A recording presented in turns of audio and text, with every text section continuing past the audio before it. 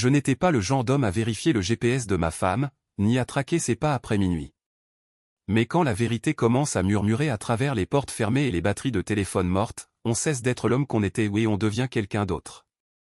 Ce soir-là, son message est arrivé à 18h30 pile, retenu au boulot, ne m'attends pas, sauf que cette fois, je n'ai pas attendu. J'ai suivi le silence. Et ce que j'ai découvert a tout changé. Nous étions mariés depuis 7 ans. Pas toujours facile, aucun mariage ne l'est. Mais j'étais arrivé à connaître les rythmes de ses journées comme on connaît le bruit de sa propre porte d'entrée qui se referme. Et ces derniers temps, ces rythmes étaient déréglés. Au début, j'ai mis ça sur le compte du stress. Elle était chef de projet dans une grande agence de communication digitale, toujours à courir d'une deadline de campagne à l'autre. Parfois elle finissait tard. Parfois elle ramenait du travail à la maison. Mais ces 2 derniers mois, ses textos, retenus au boulot, étaient devenus plus fréquents, plus désinvoltes. Presque trop désinvoltes, comme si elle copiait-collait la même phrase. Je sentais que quelque chose glissait, même si je n'avais pas encore toute l'image. Je ne suis pas un homme paranoïaque. J'ai grandi dans une ferme en Normandie, élevé par un père qui croyait que le travail dur résolvait la plupart des problèmes et que la confiance ne se distribuait pas comme des bonbons à la fête foraine. On la gagnait, lentement. Et quand elle se fissurait, même un peu, on ne l'ignorait pas. Alors quand les messages de Nathalie sont devenus glissants, quand elle a commencé à annuler des plans, à rater le dîner, à invoquer des batteries mortes et des réunions surchargées, j'ai fait attention. Et ce soir-là, quand j'ai lu ce « Ne m'attends pas » pour la 5e ou 6e fois du mois, j'ai senti la pression monter. Quelque chose ne collait pas. Les pings de son GPS, oh oui, j'avoue, j'avais commencé à vérifier et n'était pas toujours cohérent avec l'emplacement de son agence. Pas toujours. Elle avait toujours une excuse, un dîner avec un fournisseur, un brainstorming surprise en dehors des locaux, juste un café, avec un nouveau client. Peut-être que je suis vieux jeu, mais quand on commence à traiter son téléphone comme une bombe à retardement, il y a des chances que ce soit le cas. Tout pointait dans une seule direction. Je repensais au début de notre mariage comment elle m'envoyait des mèmes pendant les réunions, ou gardait des restes qu'elle savait que j'aimais.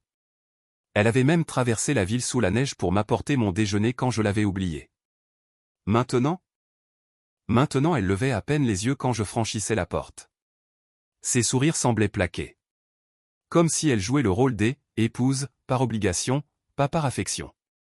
Ce soir-là, debout dans la cuisine avec son texto qui brillait encore sur mon téléphone, je l'ai fixé longtemps. Je suis resté là, à regarder cette courte phrase comme un code à décrypter. Retenu au boulot, ne m'attends pas. Je l'ai relu 5, 10 fois. J'imaginais ses doigts en train de taper. Était-elle vraiment dans un bureau, avec les néons qui bourdonnaient au plafond? Ou était-elle assise en face de quelqu'un d'autre, les pouces glissant sur cet écran pour sortir ce mensonge avec une aisance rodée? Je me suis servi un whisky. Je me suis assis à table. Mon chien, Max, est venu se poser sur le tapis à côté de moi comme il le faisait toujours, sentant que quelque chose clochait. Les chiens savent.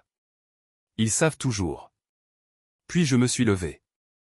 Je suis allé dans la chambre. J'ai pris mes clés, ma veste et mon vieux sac de sport à moitié préparé depuis mon dernier week-end de chasse, mais auquel il manquait la seule chose dont j'avais maintenant besoin, la clarté. Je n'allais plus attendre. Cette fois, j'allais découvrir par moi-même. Je me tenais dans le garage, l'air encore chargé d'odeur d'huile de moteur et du matériel de pêche de l'année dernière, à fixer l'application calendrier sur mon téléphone. Nous avions l'habitude de synchroniser nos agendas juste pour simplifier rendez-vous chez le médecin, anniversaire, rappel pour les courses. Nathalie aimait être organisée, et franchement, j'aimais voir ces petits blocs de couleurs qui signifiaient que la vie avançait ensemble. Mais ce soir, ce calendrier numérique n'apportait plus de réconfort, il apportait un indice. Juste là, sous son nom, figurait une entrée vague. Juste, revue client, prévue de 18h30 à 21h, marquée comme privée. Ce n'était pas son genre. Elle étiquetait toujours les réunions clairement, généralement avec des noms ou des sigles d'entreprise. Et une revue client n'était pas quelque chose qu'elle aurait programmé si tard, surtout pas un mercredi. Puis j'ai cliqué pour plus de détails. Et j'ai vu l'adresse. Ce n'était pas son agence. Ce n'était même pas un café ou un de ces espaces de coworking qu'elle aimait pour les sessions de brainstorming. C'était une adresse résidentielle. Rue des Lilas. Je l'ai reconnu tout de suite. Je l'avais déjà vu une fois sur une carte d'anniversaire accompagnée d'une bouteille de whisky, pour Nathalie, de la part de Thomas. Je n'y avais pas prêté attention à l'époque. Thomas était, juste un collègue. Un de ces noms qui revenaient trop souvent dans la conversation mais jamais avec du poids. C'est comme ça qu'ils font, je suppose glisser le nom suffisamment pour qu'il paraisse normal. Familier. Maintenant cette adresse était là, sur notre calendrier partagé, et elle n'en avait pas dit un mot. Je n'ai pas hésité. Pas de va-et-vient. Pas d'appel à droite ou à gauche pour demander conseil. Pas de demi-mesure. J'ai jeté mon téléphone sur le siège passager, j'ai sorti la voiture lentement pour que les pneus ne crissent pas, et j'ai pris la route principale en direction des Lilas. C'était à environ 20 minutes. Pas loin, mais juste assez pour que les mauvaises pensées s'insinuent. La route était presque vide. Juste les habituels retardataires et quelques joggeurs en gilet réfléchissants. Le genre de gens qui restent dans leur coin, qui ne sourcilleraient pas en voyant une voiture passer lentement dans un quartier calme. Thomas habitait dans un de ces nouveaux lotissements ou des maisons toutes pareilles avec des façades en crépi et zéro personnalité. Trop propre. Trop parfaite. Le genre d'endroit où on met des faux rochers sur les arroseurs automatiques et où on fait appel à des entreprises pour accrocher les guirlandes de Noël. Je n'avais jamais aimé ça. Je n'avais jamais fait confiance à ça. En arrivant dans le cul-de-sac, mes phares ont balayé des rangées de boîtes aux lettres identiques. J'ai garé quelques maisons plus loin, coupé le moteur, et laissé la nuit s'installer autour de moi. Des grillons chantaient. Une lumière de perron clignotait à côté. Un garage était ouvert, ronronnant doucement avec le bruit d'un chauffage de plafond. Mais mon attention était fixée sur le 431 rue des Lilas. Chez Thomas. L'allée était vide. Mais la lumière du perron était allumée. Et à travers la fenêtre encadrée par ces rideaux légers qui semblaient toujours trop chics pour la maison d'un célibataire, j'ai vu du mouvement. Juste une silhouette. Puis une autre. Rien de trop net. Rien d'évident. Mais assez pour confirmer ce que mon instinct hurlait depuis des semaines. Je suis resté assis un moment de plus, les mains crispées sur le volant comme pour me retenir de quelque chose que je n'avais pas encore complètement défini. Mon esprit voulait courir, défoncer la porte, crier. Mais mon corps était stable. Froid, même. Le genre de calme qu'on a quand on a dépassé le stade de la panique et qu'on entre dans celui de l'action. Je suis sorti. Sans bruit. Je n'ai pas claqué la portière. Juste verrouillé avec la clé et commencé à marcher. À chaque pas, je pensais à toutes ces petites choses que Nathalie faisait autrefois et qui s'étaient arrêtées sans prévenir. Les déjeuners préparés quand j'avais de longues routes. Les petits mots qu'elle glissait dans ma veste. La façon dont elle glissait ses pieds sous les miens sur le canapé en hiver. Tout cela s'était estompé ces 6 derniers mois, remplacé par des hochements de tête distraits et des excuses fatiguées. Et maintenant, son choix de marquer ce rendez-vous sur le calendrier comme n'importe quelle autre course, c'était la goutte d'eau. J'ai monté les marches du perron du 431. Mes bottes ont résonné lourdement sur le béton, juste assez pour envoyer un avertissement à travers la porte. Je me tenais à l'ombre d'un sapin, un peu à l'écart de la maison de Thomas. La rue était calme, le genre de calme qui devient plus fort plus on l'écoute. J'ai regardé ma montre. 19h03. La lumière du perron diffusait un halo jaune terne, et un moustique bourdonnait près de mon oreille, mais je n'ai pas bronché. J'étais concentré, à scruter la route comme un homme qui attend l'apparition d'un fantôme. Et puis elle est arrivée. Une berline grise a tourné le coin lentement, ses phares balayant la pelouse avant que le conducteur ne les éteigne et ne se gare le long du trottoir comme si elle ne voulait pas être vue. Je connaissais la voiture. C'était celle de Nathalie. Elle l'avait prise ce matin sans un mot sur l'endroit où sa journée finirait. Le moteur s'est arrêté. Pendant un instant, rien ne s'est passé. Les vitres étaient teintées, mais je distinguais encore sa silhouette qui bougeait à l'intérieur où elle vérifiait peut-être sa coiffure, ajustait sa veste. Quoi qu'elle fasse, c'était le genre de geste qu'on a avant d'entrer quelque part où on ne veut pas paraître étrangère. Puis la portière s'est ouverte. Et Nathalie est sortie. Mon cœur ne s'est pas accéléré. Il ne s'est pas effondré. Il a simplement ralenti. Concentré. Comme si tout mon corps savait que c'était le moment vers lequel on tournait depuis des semaines. Et ce n'était même pas l'expression sur son visage ou sa façon de bouger qui m'a le plus frappé. C'étaient les chaussures. Des escarpins en daim rouge. Exactement la paire que je lui avais offerte l'année dernière à Noël. Elle les avait repérées en vitrine pendant qu'on dînait en ville. Elle avait dit qu'elles étaient trop, mais elle avait souri comme si elle les adorait. J'étais revenu 2 jours plus tard, je les avais prises et emballées moi-même. Elle les avait portées 1 ou 2 fois. Elle disait que c'était des chaussures pour occasion spéciale. Apparemment, celle-ci en était une. J'ai fixé ces fichus escarpins rouges et j'ai senti la dernière pièce se mettre en place. Plus de questions. Plus d'interrogations. Mon instinct avait eu raison. Mes intuitions, celles que j'avais repoussées pour éviter la confrontation, hurlaient la vérité. Elle n'avait pas l'air nerveuse. Elle n'a même pas regardé autour d'elle. Elle a simplement claqué sur le trottoir, chaque pas mesuré et sûr, comme si elle savait exactement où elle allait et qui l'attendait à l'intérieur. Son manteau noir tombait juste sous les genoux, flottant légèrement dans la brise. Elle a ajusté le col d'une main et tenait son sac de l'autre. Elle avait l'air calme. Et ça m'a piqué d'une façon à laquelle je n'étais pas préparé. Il n'y avait pas une once de culpabilité dans sa démarche. Pas d'hésitation. Elle ne remettait pas en question ce moment comme je l'avais espéré, naïvement, qu'elle pourrait le faire. Elle avançait comme quelqu'un qui entre en terrain connu, dans quelque chose qu'elle avait choisi bien avant cette nuit. Mes mains ne tremblaient pas. Elles se sont légèrement crispées, plus par réflexe que par colère. Je n'étais pas encore en colère. Ça viendrait plus tard. Ce que j'ai ressenti à cet instant, c'était une clarté froide et dure. Ce genre de calme qui précède l'orage ou une certitude, pas une émotion. La lumière du perron a fait briller ses boucles d'oreilles quand elle s'est légèrement tournée avant d'atteindre la porte. Des créoles dorées. La même paire qu'elle portait pour notre 5e anniversaire. À l'époque, elle les avait associées à une robe légère et à ce petit rire idiot qu'elle avait seulement quand elle avait trop bu de vin. Maintenant, elle les portait comme une armure. Une autre sorte de soirée. Une autre sorte de femme. Elle a sonné 1 fois. J'ai regardé. Thomas a ouvert la porte. Je ne voyais pas grand-chose de lui, juste la silhouette, le contour d'un homme qui n'hésitait pas à accueillir la femme d'un autre chez lui un mercredi soir. Sa main n'a pas tendu pour une poignée de main. Elle s'est posée nonchalamment contre le chambranle, trop détendue, trop familière. Nathalie est entrée sans un mot. Elle n'a pas regardé en arrière. Elle n'a pas marqué de pause. C'était tout ce dont j'avais besoin. Les escarpins. Le manteau. La démarche. La façon dont elle a disparu derrière cette porte comme si elle l'avait déjà fait 12aine de fois.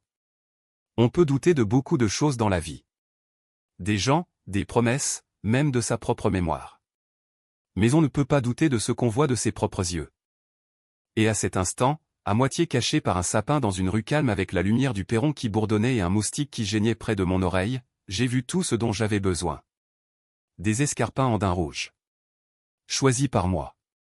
Portés pour quelqu'un d'autre. Je n'ai pas bougé pendant 1 minute entière. Je suis resté là, à regarder cette maison comme si elle pouvait disparaître si je clignais des yeux. Mais elle est restée. Solide, silencieuse, complice. J'ai pris une respiration. Profonde. Lente. Comme après avoir fendu du bois. Pas pour me calmer, mais pour me stabiliser. Parce que maintenant je savais. Et savoir change tout. Je suis sorti de derrière ce sapin comme un homme en mission parce que c'était le cas. Chaque pas dans l'allée résonnait fort à mes oreilles, mes bottes crissant sur le gravier comme des coups de feu dans un champ vide. La lumière du perron m'éclairait durement, blanche et impitoyable, projetant des ombres tranchantes sur le crépi. Je suis allé droit à la porte, j'ai levé le poing et j'ai frappé 3 fois avec assez de force pour faire trembler le cadre. Quelques secondes ont passé. Le genre de secondes qui s'étire jusqu'à serrer la poitrine comme une corde. J'entendais du mouvement à l'intérieur, des pas sur le carrelage. Puis la porte s'est ouverte, et il était là. Thomas. Je ne l'avais jamais regardé dans les yeux avant. J'avais vu des photos, entendu les histoires, aperçu des bribes à la fête de fin d'année que Nathalie m'avait forcé à accompagner l'an dernier. Mais là, en chair et en os, à la fois suffisant et surpris, il n'avait pas l'air de grand-chose. Un peu plus grand que moi, un peu mou autour de la taille. Le genre d'homme trop à l'aise derrière un bureau et qui pensait que les mots pouvaient tout résoudre. Il n'a même pas eu le temps de parler. Mon poing droit a percuté sa mâchoire comme s'il avait une raison et il en avait une. L'impact a résonné contre les murs, net et solide. Sa tête a basculé sur le côté et il a reculé dans l'entrée, heurtant une petite table avec un vase en verre dessus. Le vase a vacillé mais n'est pas tombé. J'ai vu les messages, ai-je dit en franchissant le seuil avant qu'il ne retrouve son équilibre. Dis-moi pourquoi. Sa bouche s'est ouverte, probablement pour sortir une excuse bien huilée ou me demander de me calmer. Mais il n'en a pas eu l'occasion. Du coin de l'œil, j'ai vu Nathalie. Elle était au milieu du salon, figée en plein pas, une main levée comme si elle avait voulu attraper quelque chose, peut-être son manteau, peut-être la vérité, je m'en fichais. Elle n'avait pas l'air choquée. Elle avait l'air prise sur le fait. J'ai croisé son regard. Dehors, ai-je dit en marchant droit vers elle. Elle n'a pas bougé. Je l'ai saisie par le bras au pas doucement et je l'ai tirée vers la porte. Elle a essayé de parler, mais je n'étais pas d'humeur à entendre les mêmes mensonges usés. Nous sommes sortis sur le perron, sous cette lumière implacable. Plus d'ombre. Plus d'excuses. Combien de fois ai-je exigé? Comme elle ne répondait pas, se contentant de me fixer avec ses yeux écarquillés que les femmes font quand elles ne sont pas prêtes à admettre quoi que ce soit, je l'ai giflée. Pas par impulsion, mais par pure et tranchante trahison. Le bruit a claqué dans l'air. Sa tête a tourné sous le cou, ses cheveux fouettant sa joue, et elle a reculé d'un pas. Je ne l'avais jamais frappée avant.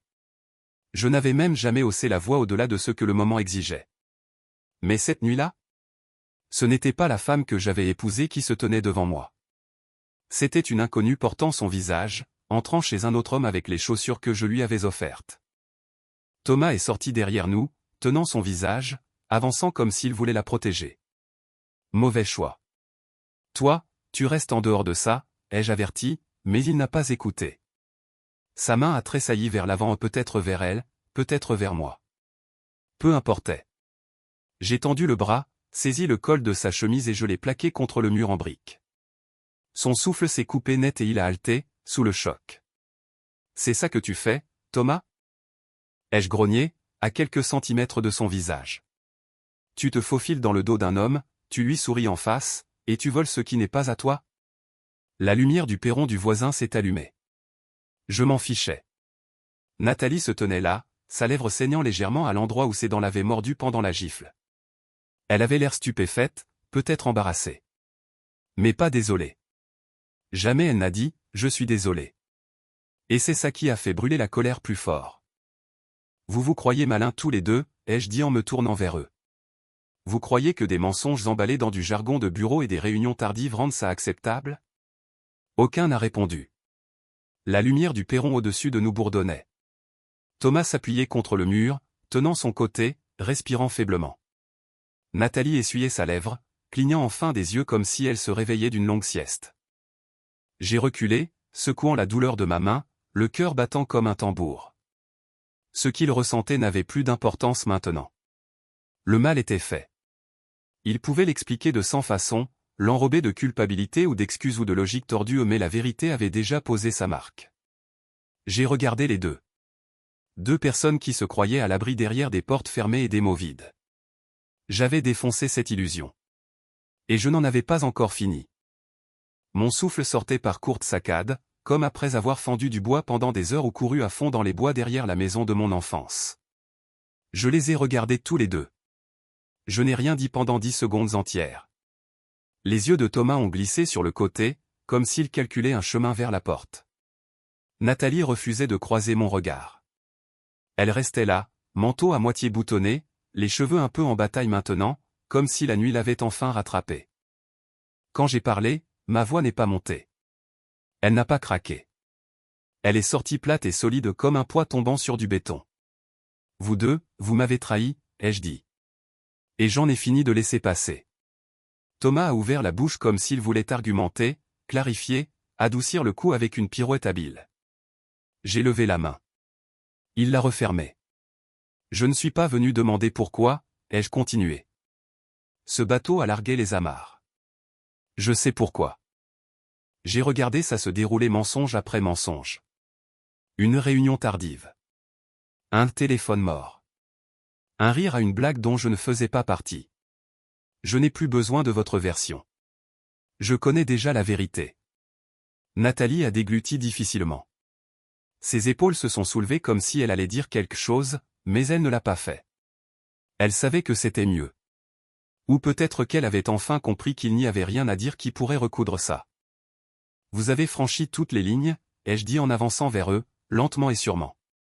Pas seulement celle du mariage. Pas seulement celle entre collègues. Vous avez franchi la ligne de la décence humaine de base. De la confiance. Du respect. Vous avez fait des choix derrière des portes closes qui ont déchiré tout ce qu'on avait construit au grand jour. Ma voix est restée égale. Pas de cris. C'est ça qui les a touchés, je crois. Le calme. Les gens s'attendent à ce que la colère soit bruyante, rouge, pleine de meubles cassés et de portes claquées. Mais la vraie colère? Celle qui se taille dans des mois à regarder quelqu'un devenir une étrangère? Celle-là ne hurle pas. Elle dit la vérité, simplement et clairement. Tu crois que je n'ai pas remarqué la façon dont tu as arrêté de me toucher, Nathalie, ai-je dit, les yeux rivés aux siens maintenant. La façon dont ton regard se voilait quand je te demandais ta journée? La façon dont tu as commencé à utiliser je au lieu de nous? J'ai remarqué. Je ne voulais simplement pas y croire. Je me suis tourné vers Thomas. Et toi? Je t'ai fait confiance parce qu'elle te faisait confiance. Parce que tu étais juste un type du boulot. Parce que personne n'attend le couteau dans le dos de l'homme qui lui serre la main. Mais tu savais. Tu savais ce que tu faisais chaque fois que tu te penchais trop près, chaque fois que tu riais trop fort, chaque fois que tu la regardais comme quelque chose à conquérir. Il s'est agité, mal à l'aise, mais je n'ai pas arrêté. Tu n'as pas seulement pris ma femme, ai-je dit. Tu as manqué de respect à mon foyer. À mes efforts. À ma présence. Tu as regardé tout ce que j'avais construit et décidé que ça n'avait pas d'importance. Nathalie s'est essuyé les yeux, pensant peut-être que des larmes changeraient le ton. Ça n'a rien changé. Tu l'as laissé arriver, ai-je dit en m'adressant à elle. Morceau par morceau. Tu l'as laissé arriver et tu m'as menti en face tout en le faisant. Et maintenant, debout ici, je vois tout clairement. J'ai pris une respiration. J'ai laissé le silence s'installer à nouveau. Je ne suis plus le même homme qu'il y a un an. Je t'ai donné de l'amour, Nathalie. De la confiance. Toute mon attention. Et toi, tu as donné ton temps, tes mots, tes sourires à lui à la place. Elle a baissé les yeux, une larme glissant enfin. Tu m'as fait me sentir fou, ai-je dit. Comme si je me faisais des films. Comme si j'étais trop inquiet. Mais au fond, tu savais. Tu savais que je voyais. Tu espérais juste que je détournerais le regard. Thomas a essayé de parler à nouveau. Je ne l'ai pas laissé faire. Et toi, j'ai pointé vers lui, la voix toujours basse mais plus lourde maintenant, tu l'as laissé faire. Tu n'as pas arrêté. Tu l'as encouragé. Tu as ouvert cette porte et tu l'as regardé la franchir encore et encore. J'ai reculé, les yeux toujours sur eux deux. J'ai dit ce que j'avais à dire. Je ne suis pas venu faire un scandale. Je ne suis pas venu crier dans la rue ou casser des vitres. Je suis venu vous regarder dans les yeux et vous dire que je vous vois. Pour ce que vous êtes vraiment. Je vois la pourriture sous le charme, l'égoïsme derrière les sourires. Aucun des deux n'a dit un mot. Et je leur ai donné une dernière vérité. Vous n'avez plus besoin de mentir, ai-je dit. C'est fini. L'histoire que vous deux avez écrite? Elle est à vous maintenant. Mais je n'en ferai plus partie. Pas même comme note de bas de page. Mais ce n'était pas la fin que j'avais en tête. Je suis passé devant Nathalie, qui s'est à peine écartée, et je suis retourné vers l'entrée. Thomas était toujours appuyé contre le mur en briques, un bras tenant ses côtes, l'autre pendant mollement comme s'il avait oublié quoi en faire. Je suis passé devant lui sans un mot et j'ai repéré son manteau accroché au porte-manteau du couloir. Un modèle gris élégant, un truc en laine un peu cher, probablement choisi pour impressionner quelqu'un lors d'une dégustation de vin. J'ai glissé la main dans la poche intérieure et j'ai trouvé ce que je cherchais du premier coup. Sa clé de voiture. Le porte-clés en cuir noir portait un logo chic, une de ces marques étrangères avec des pubs pleines de routes côtières et de conducteurs suffisants. Un modèle récent, je supposais, probablement en leasing. Il ne m'avait pas l'air du genre à payer les choses comptant. Je suis revenu sur le perron et je me suis arrêté devant lui. Il me regardait maintenant, les yeux écarquillés, la bouche entr'ouverte. Comme un homme qui essaie de comprendre ce qui se passe avec une seconde de retard. J'ai levé la clé. C'était ta voiture, ai-je demandé, la voix basse et stable. Plus maintenant. Puis je l'ai lancée à ses pieds. Elle a heurté le béton avec un bruit sec, a rebondi une fois et s'est arrêtée près de sa chaussure cirée. Il l'a fixée, comme s'il avait peut-être imaginé toute la scène. Comme si j'allais peut-être la lui rendre avec des excuses et un petit rire. Je ne l'ai pas fait. Son air stupéfait valait plus que tout ce que j'aurais pu dire. Le genre de regard qu'un homme a quand les murs finissent par s'effondrer et qu'il réalise qu'il n'est pas moitié aussi malin qu'il le croyait. Je me suis tourné vers Nathalie. Elle n'avait pas vraiment pleuré. Elle s'était tamponnée la lèvre une ou deux fois, mais sinon elle restait là, le visage de marbre, les épaules tendues comme une corde tirée trop fort. Je me suis approché juste assez pour qu'elle entende chaque mot clairement, sans possibilité de malentendu. Pas de larmes de ma part, ai-je dit. Pas maintenant. Pas jamais. Elle n'a pas bronché. Tu vas perdre plus que la confiance, ai-je continué. Tu vas perdre l'image que tu as travaillé si dur à protéger. La version soignée de toi que tu avais peaufinée pour chaque dîner, chaque événement professionnel, chaque réunion où tu souriais et hochais la tête comme l'épouse loyale. Son expression a légèrement changé, un battement de cils, peut-être une respiration retenue. Elle savait ce que je voulais dire. Je vais tout exposer, ai-je dit, la voix calme mais tranchante. Ton patron. Tes mensonges. Les entrées du calendrier. Les messages. Tout. Je pouvais le voir au son cerveau qui passait en revue les possibilités. Contrôle des dégâts. Communication de crise. Peut-être même le déni. Mais la fissure dans son armure était là. Pas encore de la peur. Mais de la conscience. Tu crois que tu as tout prévu? Ai-je demandé. Tu n'as rien prévu. Tu n'as jamais rien prévu. Tu supposais que je serais trop aveugle ou trop loyal pour remarquer. Que je tournerais en rond confus pendant que tu jouais à la maison ici et à la fantaisie ailleurs. Elle a ouvert la bouche, peut-être pour offrir une excuse brisée ou une demi-justification. Je l'ai coupée. Non, ai-je dit. Tu en as assez dit avec tes actes. Les mots ne veulent plus rien dire venant de toi maintenant. Elle a baissé la main, les lèvres serrées en une fine ligne. J'ai reculé et je les ai regardés tous les deux. Laissez ça s'imprégner, ai-je dit. Cette nuit? Ce bazar? Ce n'est que le début de ce que vous avez mérité. Thomas s'est penché lentement pour ramasser sa clé, prudemment comme si elle pouvait le mordre. Il n'a pas croisé mon regard. Nathalie n'avait toujours pas bougé de sa place. Elle semblait plus petite d'une certaine façon. Pas physiquement mais plus petite en présence. L'assurance, le contrôle ont disparu. Elle avait l'air de quelqu'un qui regarde un miroir se briser en réalisant que le reflet ne reviendra pas. J'ai descendu les marches une dernière fois. L'air de la nuit était plus frais maintenant, ou peut-être était-ce juste la chaleur qui quittait mon corps. Mes bottes ont touché l'allée avec un rythme régulier, ni pressé, ni boiteux, juste terminé. De retour à ma voiture, j'ai ouvert la portière et je me suis glissé dedans. Le moteur a démarré avec un grondement sourd, et pendant un moment, je suis resté assis là. J'ai jeté un coup d'œil dans le rétroviseur. Ils étaient toujours sur le perron, deux statues dans la tempête qu'ils avaient créée ensemble. Qu'ils y restent. Qu'ils mijotent. La justice ne vient pas toujours avec des sirènes ou un coup de marteau de juge. Parfois elle vient avec une fureur calme, délivrée main à main, vérité contre vérité. Et je venais de délivrer la mienne. J'ai laissé la voiture tourner au ralenti quelques instants, le grondement sourd vibrant dans le volant. La lumière du perron brillait encore derrière moi, leur silhouette figée comme deux meubles cassés dans une pièce qui n'avait plus d'utilité. Je n'avais plus besoin de les regarder. J'en avais assez vu. J'ai reculé lentement, les pneus crissant sur le gravier, jetant un dernier regard au quartier. Le genre de quartier où les gens font un signe de la main mais ne parlent pas, où les boîtes aux lettres sont assorties et où les clôtures ne montrent jamais d'usure. Faux comme un décor de cinéma.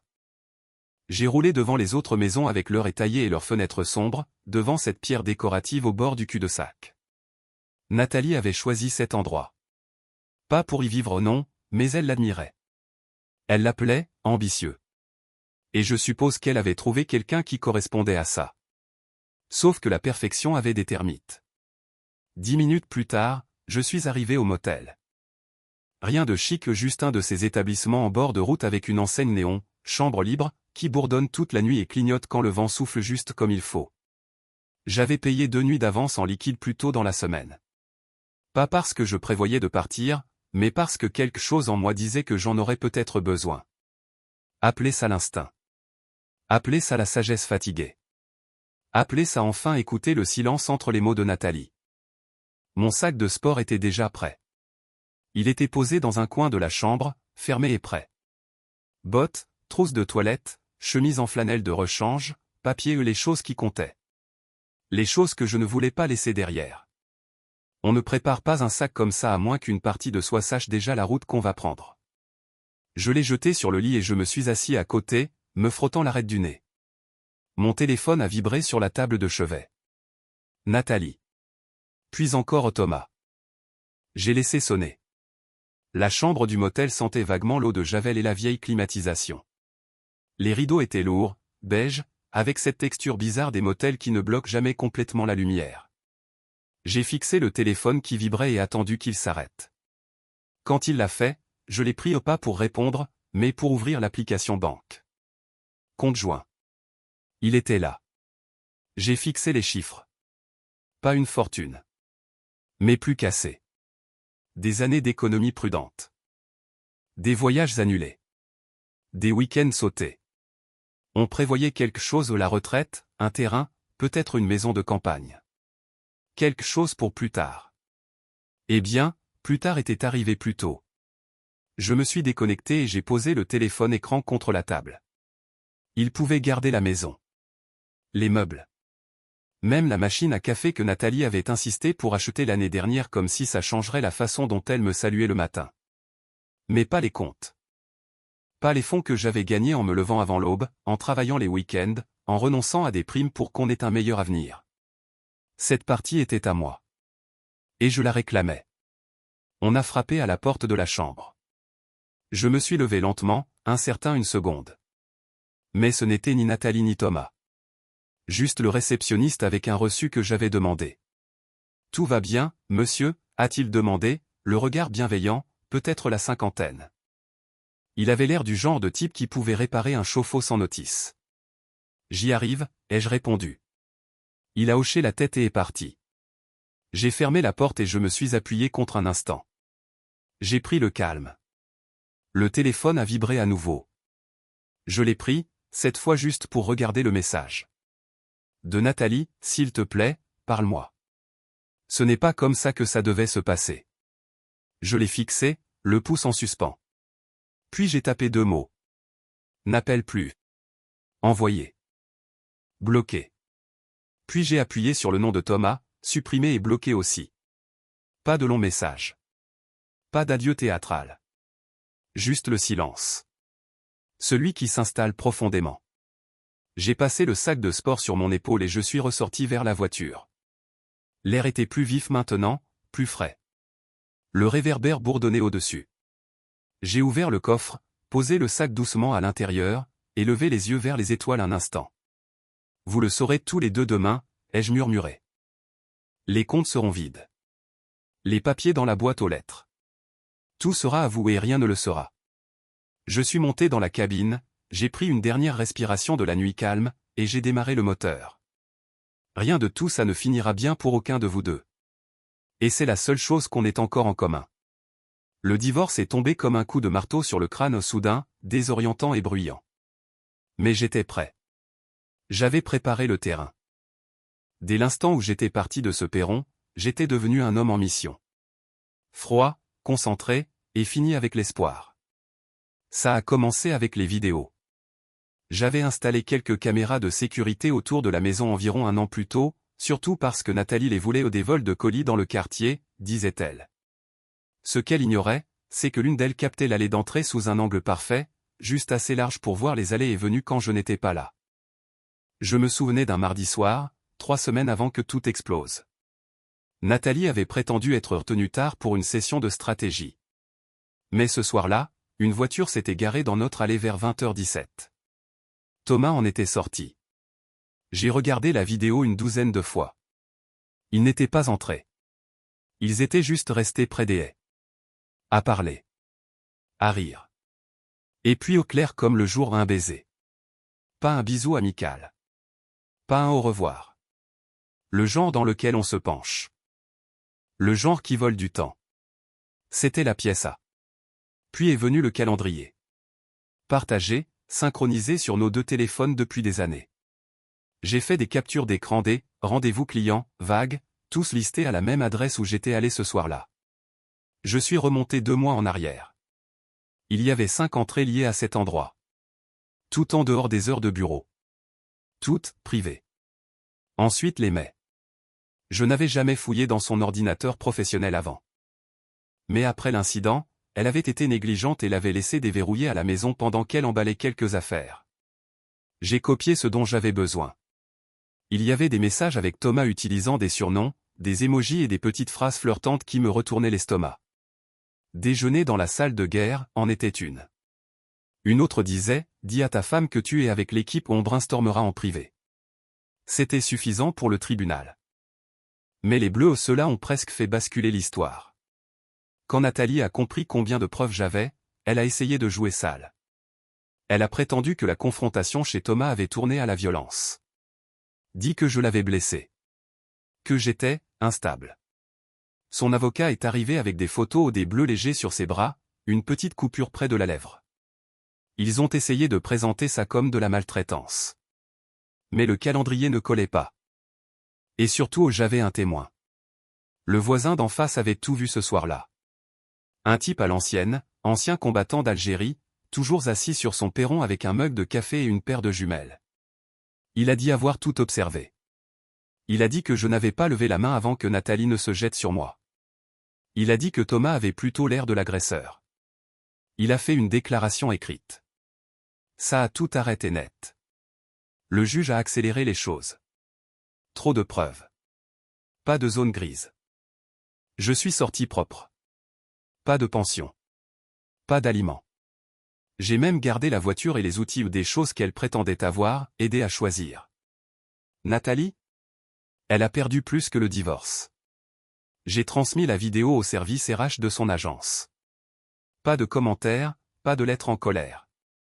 Juste le clip d'elle et Thomas s'embrassant devant l'agence pendant les heures de travail, avec l'horodatage.